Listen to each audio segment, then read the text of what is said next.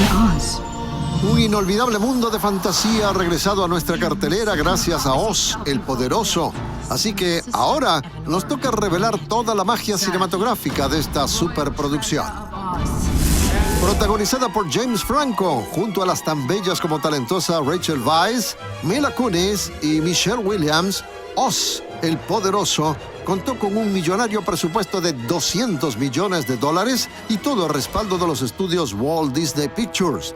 Así, este ambicioso largometraje fue filmado en 3D, principalmente en estudios ubicados en Michigan, Estados Unidos, y bajo la dirección del reconocido cineasta Sam Raimi, recordado sobre todo por su trabajo en la saga de Spider-Man. The story is pretty much 113 years for the original book, and it's still 21st century, and we are still in love with Oz. Why do you think is that? They're really good books, and L. Frank Baum was a very fine author. I think there's kind of a sweetness and a magic in his books that kids and families can relate to. And I think it's those human qualities of desire, of fulfillment, of having a second chance that are strong in his stories that are timeless. And I think that's why we still connect to those.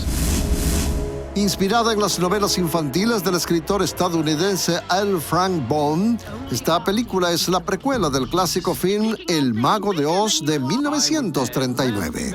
En esta oportunidad, seremos testigos de las aventuras de Oscar Dix, un mediocre mago que es transportado de la polvorienta Kansas a la asombrosa tierra de Oz, donde se encontrará con 3 peculiares brujas y tendrá que enfrentar más de un desafío en su camino a convertirse en un grandioso hechicero. I love the original movie, and I just love all the references that you got. The opening in black and white, the sets like Emerald City looks very similar to the 1939, the costumes, everything. So how do you play with the classic theme and update it with new things? Well, we all love the classic Wizard of Oz movie, and our biggest concern was not to tread upon it or use its good name. What we wanted to do was tell an original story based on Baum's books and the characters as seen in the Wizard of Oz movie, but put a new spin on them. So we just tried to nod lovingly toward the original without stepping on it.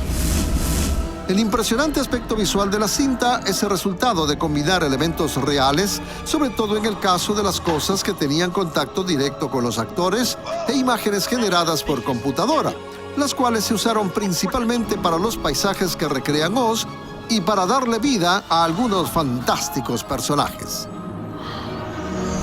Tell me about the technical things. How do you work with green screen, real sets, practical effects? Well, I surround myself with a team of brilliant technicians. I have a great editor, Bob Morawski, and a visual effects designer, Scott Stockdyke, and they have teams of people beneath them, from animators to lighting technicians, to computer technicians, to CGI experts. So I've got all the knowledge, and it's all about determining what's the right effect for this particular shot. We have meetings and discussions. I explain to them what we're after here, and it might be suggested that we do that as an animated piece or maybe a live-action puppeted piece. It all depends on the input I get from the artists and technicians around me.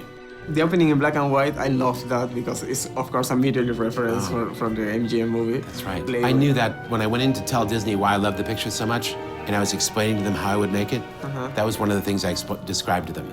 Because I wanted to pay tribute to that great moment, the great filmic moment in the Wizard of Oz movie where Dorothy steps out of her house into the colorful land of Oz, Technicolor, and I wanted to do a modern version of that. Muchas aventuras te esperan en una mágica tierra llamada Oz. Déjate encantar por esta emocionante historia.